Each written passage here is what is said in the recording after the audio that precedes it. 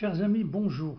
Aujourd'hui, nous allons parler du jeûne de Tisha B'Av, donc le 9 Av, qui cette année tombe jeudi 27 juillet. Tout d'abord, nous allons étudier quels sont les 5 interdits du jeûne du 9 Av qui est différent des autres jeûnes. 5 interdits caractérisent le jeûne du 9 Av. Ces 5 interdits commencent la veille du jeûne au coucher du soleil et prennent fin le lendemain à la tombée de la nuit. Tout d'abord, manger et boire. Il est interdit d'introduire dans la bouche une quantité infime soit-elle d'aliments ou de boissons. Aussi, pour préserver l'hygiène de la bouche, il faudra se brosser les dents minutieusement après le dernier repas, qu'on appelle Sodam Apseked, et avant le coucher du soleil. Se laver à l'eau froide ou à l'eau chaude est interdit, même pour une partie du corps. Pour une raison de propreté ou d'hygiène, il est permis de se laver les mains. Seul le lavage des mains pour le plaisir est interdit, mais pour des raisons hygiéniques, il reste permis. À chaque fois qu'il faut se laver les mains, comme par exemple dès le réveil, le matin, ou à la sortie des toilettes, on ne lavera que les doigts avec de l'eau froide. Comment faire sa toilette le matin? Le matin procédera à l'ablution des mains, donc Netilat Yadayim, à l'aide d'un récipient prenant soin de ne laver que les doigts de la main. Ceci est l'essentiel du lavage du matin, car l'esprit d'impureté plane sur les mains. Quand les doigts sont un peu séchés, mais encore un peu humides, on les passera sur les yeux. Si on a les yeux sales, on pourra les laver à l'eau et au besoin avec du savon. Dans quel cas pourra-t-on se laver les mains jusqu'au poignet? Dans 3 cas. Le premier, si les mains sont sales, se sont salies avec de l'argile ou tout autre produit.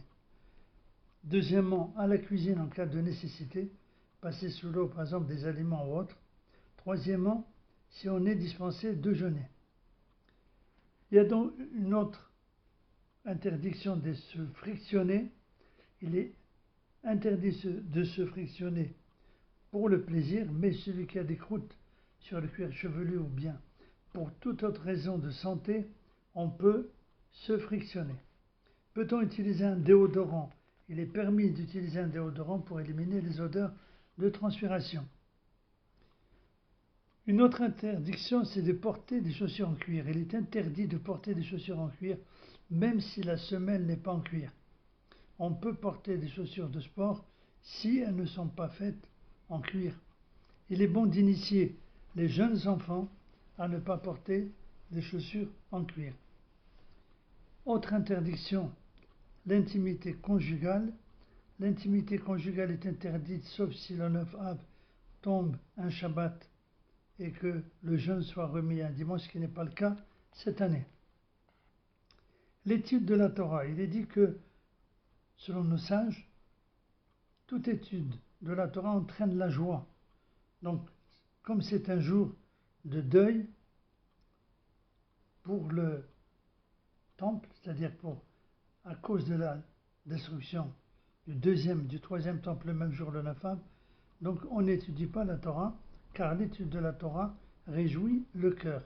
Les femmes sont aussi concernées par cette interdiction. Cependant, la lecture du livre de Job, ainsi que l'étude des traités de morale Moussar, sont permises car elles poussent au retour vers Dieu. De même, certains passages du Talmud concernant la destruction du temple, ou bien le Midrash concernant Echal et Lamentation, cela est permis de les lire et de les étudier. Autre interdiction, le travail.